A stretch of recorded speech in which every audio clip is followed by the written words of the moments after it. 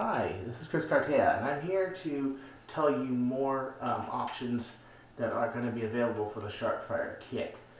Different configurations mostly. For one, the kit can be available in your standard 16 winding, number 62, 2mm by 11/16 spring, or you can go with 14 windings. 14 windings makes it easier to prime. Now this is a commission for a friend that I did, and I made it more compatible for elite darts. Now the normal Sharpfire kit, has a breech that has an aluminum interlock right here. This is a DI, double interlock, and it interlocks here on the plastic and the aluminum. It is more accurate, but it has less power, and the less power could disappoint, since a Sharpfire, you already have to weasel as much power as possible out of these. However, it gets no complaints. Decent. Now here is an elite dart configuration. It's single interlocking, but it makes it so that you can take an elite dart and you can stuff it in as such, just like your normal Sharpfire, lock it up, and you can fire away just like that, which is really cool. So let's do it again.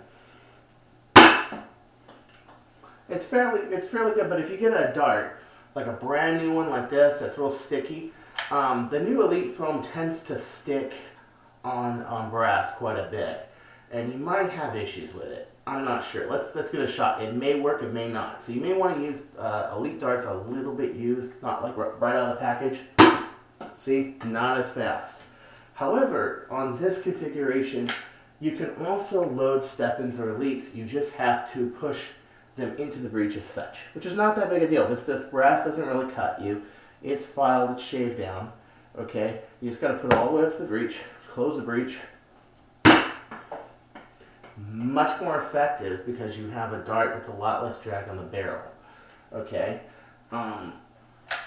The thing about this is that because it has this large output area, rather than the small output area, you may want to think twice about going dual interlocking. This thing's already pretty accurate as it sits, so you really don't need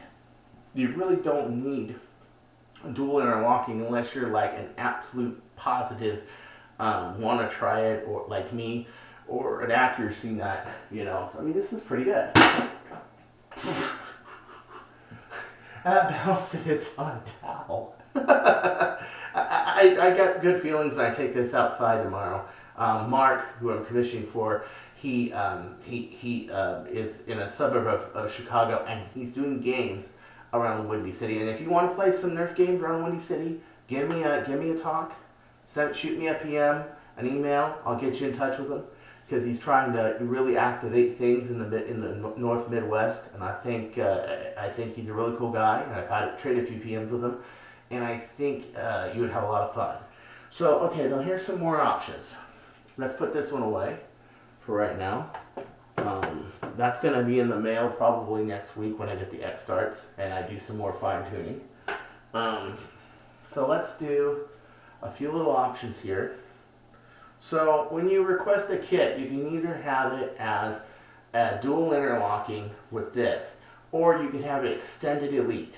Okay, no extra cost. You can have 14 windings in your spring or 16, no extra cost. Okay, but on a commission basis, there are options too. You can have the front of the muzzle. This has been used quite a bit.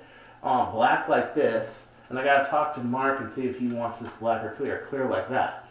I think clear looks cool. It really shows off the crown work of this, and the fact that it is laminated. The whole barrel is laminated with a silicone glue, which is compatible with the duct tape as a medium, and makes this whole thing. Just sticks together. As usual. This same thing makes a gasket right here. It's not just interlocking brass. The brass by itself, 17/32, is actually smaller than the barrel in here. You have to do something to seal it. So here's your seal right here.